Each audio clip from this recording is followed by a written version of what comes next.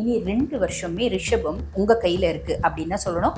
ஆனா நிறைய ரிஷபராசி என்பர்கள் இன்னும் எதுவுமே நல்லது நடக்கலைங்க அப்படின்னு கேட்டுட்டு இருக்கீங்க. உண்மைதான், நானும் ரிஷபம் தான், பெருசா இன்னும் எதுவும் நல்லது நடக்கல. தன குடும்ப வாக்குஸ்தானத்துல குரு பகவான் அப்படின் போது ரிஷபராசி என்பர்கள் ஒவ்வொருத்தரும் நீங்க இதை அனுபவப்பட்டிருக்கீங்க. குடும்பத்துல ஒரு சந்தோஷம், நிம்மதி, மகிழ்ச்சி. நம்ம இழந்த சொந்தம்ன்றதா நம்ம அம்மாவா இருக்கலாம், அக்காவா இருக்கலாம், மாமியாரா இருக்கலாம், நாத்தனாரா இருக்கலாம், ஏதோ ஒன்று குடும்பத்தோட கொஞ்சம் நெருங்கி பழகிறதுக்கான வாய்ப்பை குரு பகவான் ஏற்படுத்தி கொடுத்திருக்காரு. அது ஒரு பெரிய பிளஸ். அக்டோபர் 18 வந்து பாத்தீங்கன்னா மிதுனத்துல இருந்து குரு பகவான் கடகத்துல போய் உச்சம் பெற்று உட்கார்றாரு. அப்பனா என்ன அர்த்தம்னா நம்மளுக்கு 2ஆம் பாவத்துல இருந்து 3ஆம் பாவத்துக்கு போறாரு. ஐயோ, குரு 3ஆம் பாவத்துக்கு போறாரே, மறைகிறாரே அப்படின்னா நல்லதா அப்படின்னு கேட்டா ஒரு விதத்துல நல்லது. எந்த விதத்துல நல்லது?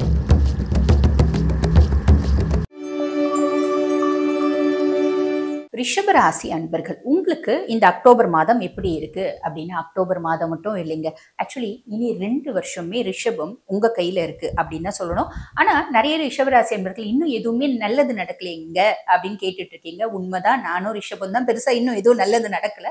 பியாண்ட் தட் சனி பகவான் கொடுப்பாரு, கண்டிப்பா கொடுப்பாரு, தீர்க்கமா கொடுப்பாரு, கொஞ்சம் நிதானமா கொடுப்பாரு. அவர் இப்ப வக்ரகதி அடைஞ்சிருக்காரு இல்லைங்களா?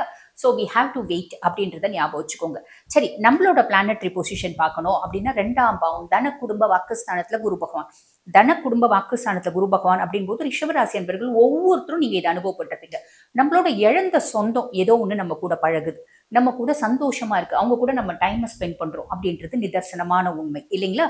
அப்ப குடும்பத்துல ஒரு சந்தோஷம், நிம்மதி, மகிழ்ச்சி. நம்ம இழந்த சொந்தம்ன்றதா நம்ம அம்மாவா இருக்கலாம், அக்காவா இருக்கலாம், மாமியாரா இருக்கலாம், நாத்தனாரா இருக்கலாம், ஏதோ ஒன்று குடும்பத்தோட கொஞ்சம் நெருங்கி பழகிறதுக்கான வாய்ப்பை குரு பகவான் ஏற்படுத்தி கொடுத்திருக்காரு. அது ஒரு பெரிய பிளஸ். அதுக்கும் மேல நம்மளுக்கு செலவு இருந்துட்டே தான் இருக்கு, பட் வருமானம் அப்படின்றதும் வந்துட்டு தான் இருக்கு. இதுவும் ஒரு பெரிய பிளஸ். இது குரு பகவான் ஏற்படுத்தி கொடுக்குறாரு அப்படின்னு சொல்லலாம். அக்டோபர் 18 வந்து பாத்தீங்கன்னா மிதுனத்துல இருந்து குரு பகவான் கடகத்துல போய் உச்சம் பெற்று உட்கார்றாரு. அப்பனா என்ன அர்த்தம்னா நம்மளுக்கு 2ஆம் பாவத்துல இருந்து 3ஆம் பாவத்துக்கு போறாரு. ஐயோ, குரு 3ஆம் பாவத்துக்கு போறாரே, மறைகிறாரே அப்படின்னா நல்லதா அப்படின்னு கேட்டா ஒரு விதத்துல நல்லது. எந்த விதத்துல நல்லது? 3ஆம் பாவம் அப்படின்றது வந்து பாருங்க இளைய சகோதர தைரியஸ்தானம். அப்ப ரிஷபம் நம்மளோட தைரியமும் தன்னம்பிக்கையும் அதிகமாகும். ஃபர்ஸ்ட் இளைய சகோதரர்கள்னால ஒரு விதத்துல ஆதாயம் அப்படின்றது வரும். அது ஒரு பிளஸ். அதுக்கடுத்து வந்து பாருங்க, நம்ம சுக்கிரனோட ஆதிக்கம் பெற்ற ஒரு பர்சனாலிட்டிஸ். குரு பகவான் நம்மளுக்கு நிறைய நல்லது செய்யக்கூடிய கிரகமா இல்ல, நம்ம சுக்கிரனுக்கு ஒரு ஆப்போசிட்டான கிரகம் தான். அப்ப அவரு போய் மறையிறது அப்படின்றது நம்ம பெருசா கவலைப்பட்டுக்க வேண்டாம். இது ஒரு பிளஸ். அதுக்கடுத்து குரு பகவான் மறைஞ்சாலும் அவரோட விசேஷ பார்வை அப்படின்றது இருக்கு இல்லைங்களா? 5ஆம் பாவத்துல பொதுவா குருனோட விசேஷ பார்வை 5, 7, 9. அந்த பார்வையெல்லாம் உச்சம் பெற்று நிறைய நல்லது நம்மளுக்கு உச்ச பார்வை பார்க்கறதுனால நிறைய நல்லது அப்படின்றது நம்மளுக்கு நடக்கதான் போகுது. ஆக இந்த குரு அதிசாரம், அதாவது நம்மளுக்கு அக்டோபர் மாதம் 18ஆம் தேதியிலிருந்து டிசம்பர் மாதம் 3ஆம் தேதி வரைக்குமே ஒரு கடகத்துல தான் இருக்காரு. அப்ப இந்த அக்டோபர் மாதம் முழுசும் 18ல இருந்து முடிகிற வரைக்கும் அந்த குரு அதிசாரம் அப்படின்றது நம்மளுக்கு நல்லதுதான் அப்படின்னு சொல்லலாம். அப்ப இந்த மாசம் முழுசுமே குருனால கெடுபலன்கள் கிடையாது, நல்லதுதான். இது ஒரு பிளஸ். அதுக்கப்புறம் 4ஆம் பாவம் சுக தாயார் ஸ்தானத்துல வந்து பாத்தீங்கன்னா கேது பிளஸ் சுக்கிரன் இணைவு. இது அக்டோபர் 9 வரைக்கும் சுக தாயார் ஸ்தானத்துல சுக்கிரனும் சேர்ந்து இருக்காரு. இந்த அக்டோபர் 9 வரைக்கும் ஒரு பலன், அதுக்கப்புறம் ஒரு பலன். இப்ப சுகஸ்தானத்துல கேது பிளஸ் சுக்கிரன். இப்ப நான் என்ன பண்றேன், என்னோட கம்ஃபர்ட்டுக்காக ஏதோ ஒண்ணு செய்யறேன். என்னோட கம்ஃபர்ட் ஒன்றும் இல்லைங்க, நான் வந்து இப்ப தீபாவளி வருது, எனக்கு ஷாப்பிங் போகணும், நான் 2 புடவை வாங்கலான்னு போறேன். நான் என்ன பண்றேன், ஒரு 10 புடவை வாங்கினேன். எனக்கு அதுல சந்தோஷம், எனக்கு அதுல மகிழ்ச்சி. சுக்கிரன்னாலே ஆடை, ஆபரணங்கள், ஆடம்பரம் இப்படி எல்லாமே வந்துடும். என்னோட சுகத்தை, என்னோட கம்ஃபர்ட் எனக்கு ஒன்றும் இல்லை, ரொம்ப சிம்பிளா. இப்ப பொம்பளைங்க ரீதியா இருக்கும் இது. எனக்கு வந்து பாருங்க, நான் என்ன ரொம்ப அழகுபடுத்திக்கணும்னு ஆசை வருது. ஸோ நான் என்ன பண்றேன், நல்லா வந்து என்ன மேக் ஓவர் பண்ணிக்கிறேன், செல்ஃப் க்ரூமிங் பண்ணிக்கிறேன். என்னோட கம்ஃபர்ட்டுக்கு நான் சில பல வஸ்துக்கள் வாங்குறேன், ஃபாரின் ப்ராடக்ட்ஸ் வாங்குறேன். இந்த மாதிரி ஏதோ ஒன்று, புரியுதுங்களா? இது நடக்கும். அதுக்கப்புறம் சுக தாயார் ஸ்தானத்துல கேது ஆல்ரெடி இருக்காருல்ல, அம்மாவுக்கு உடல் சார்ந்த உபாதைகள் இருந்திருக்குமே. அம்மா வந்து பெருசா ஹெல்த் இஷ்யூஸ்னால கஷ்டப்பட்டுட்டு இருக்காங்க. அம்மாவோட பெருசா சப்போர்ட் கிடைக்கல. அந்த 9ஆம் தேதி வரைக்கும் அம்மானோட ஹெல்த்ல ஒரு இம்ப்ரூவ்மெண்ட் அப்படின்றது இருக்கும், அம்மானோட சப்போர்ட் அப்படின்றது கிடைக்கும். 9ஆம் தேதிக்கு மேல சுக்கிரன் பிரிஞ்சு போயிடுறாரு. பொதுவாக வந்து பாருங்க, சுக்கிரன் உங்களுக்கு சுயஸ்தானத்துக்கும் 6ஆம் பாவத்துக்கும் அதிபன். சுயஸ்தானத்துக்கு அதிபம் அப்படின்றதுனால நம்ம அழகு சார்ந்த விஷயம் அப்படின்றது ஏதோ ஒண்ணு கண்டிப்பா செய்யும். புரியுதுங்களா?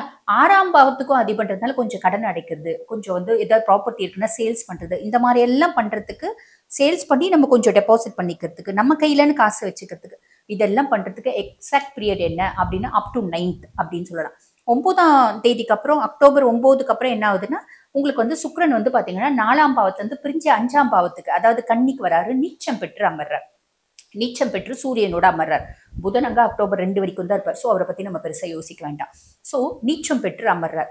இப்ப இந்த சூரியனோட நீச்சம் பெற்று நம்மளுக்கு வந்து சுக்கிரன் அமர்றதுனால இது என்ன ஆகும்னா நீச்ச பங்க யோகம் அப்படின்றது வரும். அப்படின்னா என்ன, சுக்கிரன் வந்து நீச்சம் அடைஞ்சு அவர் கெடுபலன்களை கொடுக்கணும் அப்படின் போது அவர் கெடுபலன்களை பெருசா கொடுக்க மாட்டார், ஆவரேஜான பலன்களை கொடுத்துருவார் அப்படின்னு சொல்லலாம். சரி, இப்ப சுக்கிரன் பிரிஞ்ச பின்னாடி இந்த சுக தாயார் ஸ்தானத்துல அம்மாக்கு திருப்பி கொஞ்சம் ஹெல்த் இஷ்யூஸ் வருது, அம்மாக்கும் நமக்கும் மனசு கொஞ்சம் சஞ்சலம் வர்றது, அம்மாக்கும் நம்மளுக்கும் திருப்பி ஒத்து வராம போறது, இந்த மாதிரி விஷயங்கள் வரும். பட் சுகஸ்தானத்துல கேத்து இருக்காரும்போது இன்னொரு விஷயமும் வரும், நம்மளுக்கு ஃபாரின் ஆப்பர்ச்சுனிட்டிஸ் கிடைக்கிறதுக்கும் வாய்ப்பு உண்டு, வெளிநாட்டுல இருக்கவங்களால நம்மளுக்கு சப்போர்ட் இது கிடைக்கிறதுக்கும் வாய்ப்பு உண்டு. சரி, இப்ப 5ஆம் பாவத்துல வந்து பாத்தீங்கன்னா சுக்கிரன் பிளஸ் சூரியன் இணைவு, சுக்கிரன் பிளஸ் சூரியன், இது வந்து நீச்ச சுக்கிரன் நான் ஆல்ரெடி சொன்ன மாதிரி. அப்ப நம்ம குழந்தைங்க வந்து பாருங்க பெருசா வந்து எனக்கு அது வேணும் இது வேணும் அது வாங்கி கொடு இது வாங்கி கொடு அப்படின்னு கேட்கறதுக்கு வாய்ப்பு உண்டு. குழந்தைங்க பெருசா நம்ம ஒண்ணு சொன்னா குழந்தைங்க வந்து திருப்பி நீ இதை செய் திருப்பி நீ அதை செய், அதாவது நம்ம ஆர்டர் போட்டா கேட்டுக்கிற நிலைமையில குழந்தைங்க இருக்க மாட்டாங்க. நம்ம வந்து அவங்க பேச்சை கேட்டுக்கிற மாதிரி இருக்கும். ஏன்னா சனியனோட வக்ர பார்வை இருக்கு, இது அக்டோபர் 18 வரைக்கும். அக்டோபர் 18க்கு அப்புறம் சனியனோட வக்ர பார்வை 5ஆம் பாவத்துல இருக்காது. காரணம் என்ன அப்படின்னா குருனோட உச்ச பார்வை சனி மேல இருக்கு. ஸோ இது வந்து ஒரு பிளஸ் அப்படின்னு தான் சொல்லணும். குழந்தைங்க இந்த காலத்துல குழந்தைங்க எதுவுமே வந்து பாத்தீங்கன்னா நம்ம என்ன சொன்னாலும் கேட்டுக்கிறது இல்லை. நம்ம ஒரு கேள்வி கேட்டா திருப்பி எதிர்கேள்வி கேட்கிற மாதிரி தான் இருக்காங்க. ஸோ இதை பெருசா நம்ம யோசிக்கணும் அப்படின்ற அவசியம் இல்லை. அதே மாதிரி நிறைய பேருக்கு வந்து பாருங்க குழந்தையின்மை அப்படின்னு இருக்கிறவங்களுக்கு அவங்களோட அப்பானோட சப்போர்ட்னால மாமனாரனோட சப்போர்ட்னால அவங்களுக்கு குழந்தை பேர் கிடைக்கிறதுக்கான வாய்ப்பும் உண்டு. இது ஒரு பெரிய பிளஸ். அதுக்கப்புறம் வந்து பாத்தீங்கன்னா 6ஆம் பாவத்துல புதன் பிளஸ் செவ்வாய் சேர்க்கை, ருணரோக சத்ருஸ்தானத்துல புதனும் செவ்வாயும். நிறைய பேருக்கு வந்து பாருங்க நரம்பு சார்ந்த பிரச்சனைகள், சின்ன சின்ன ஆக்சிடென்ட்ஸ், சின்ன சின்ன சர்ஜரிஸ் இதெல்லாம் வரத்துக்கு வாய்ப்பு உண்டு. ஸோ ஆரோக்கியத்துல கவனம் அப்படின்றது வச்சுக்கோங்க. வண்டி வாகனம் ஓட்டும் போது கவனம் அப்படின்றது வச்சுக்கோங்க. ரொம்ப சிம்பிள், பயப்படணும் அப்படின்ற அவசியம் இல்லை. அக்டோபர் 18 6ஆம் பாவத்துல சூரியனும் போய் இணைறாரு. ஸோ இந்த காம்பினேஷன் வந்து பாருங்க கடைசி வரைக்கும் நம்ம வந்து இந்த மாசம் முழுசுமே ரிஷபராசி அன்பர்கள் ஹெல்த்லயும் வண்டி வாகனம் ஓட்டும் போதும் கொஞ்சம் கவனமா வச்சுக்கோங்க. அதே மாதிரி ஃப்ரீக்வெண்டா நிறைய பேருக்கு தலைவலி வர்றது, உஷ்ணம் சார்ந்த நோய்கள் வர்றது, மைக்ரேன் அட்டாக் வர்றது, கண்ணில் சில காம்ப்ளிகேஷன்ஸ் இருந்து அது சர்ஜரி பண்றது, இந்த மாதிரி விஷயங்கள் நிறைய பேருக்கு நடக்கிறதுக்கு வாய்ப்பு உண்டு. பயப்படணும் அப்படின்ற அவசியம் இல்லை. இது வந்து கொஞ்சம் கவனம் அப்படின்றத வச்சுக்கோங்க. சர்ஜரி நடக்கணும், இப்ப கேட்ராக் இருக்குன்னா சர்ஜரி பண்ணி தானே ஆகணும், அதை பத்தி ஐயோ பண்ணக்கூடாதா அப்படின்லாம் யோசிக்க வேண்டியதில்லை, பண்ணிக்கலாம். 10ஆம் பாவம் தொழில் ஸ்தானத்துல ராகு, 10ல ஒரு பாவியேனும் இருக்கணும் அப்படிம்பாங்க. 10ல ஒரு பாவி, அதுவும் வாரி வழங்கக்கூடிய பாவியே இருக்கான். அப்ப தொழில்ல ஒரு பிரம்மாண்டம். நீங்க ஏதோ ஒரு குக்கிராமத்துல, நீங்க ஒரு உதாரணத்துக்கு நான் சொல்றேன், ஒரு டாக்டர் ஏதோ ஒரு குக்கிராமத்துல நீங்க பிராக்டிஸ் பண்ணிட்டு இருக்கீங்க அப்படின்னா கூட இப்ப சென்னை மாதிரி பாம்பே மாதிரி சிட்டில நீங்க வந்து பிராக்டிஸ் பண்றதுக்கான பிராப்தம் உங்களுக்கு ஏற்படும். கரெக்டா யூட்டிலைஸ் பண்ணிக்கோங்க அப்படின்னு சொல்லலாம். 11ஆம் பாவம் லாபஸ்தானத்துல சனி, லாபசனி வக்ரகதி அடைஞ்சிருக்காரு. அப்ப இது வந்து பாருங்க சனியினோட ஃபுல் ஃபிளட்ஜ்டு நமக்கு கொடுக்கக்கூடிய ரிசல்ட்ஸ் நற்பலன்கள் இன்னும் வரல, ஏன்னா அவர் வீக் ஆகியிருக்காரு அப்படின்னு சொல்லலாம்.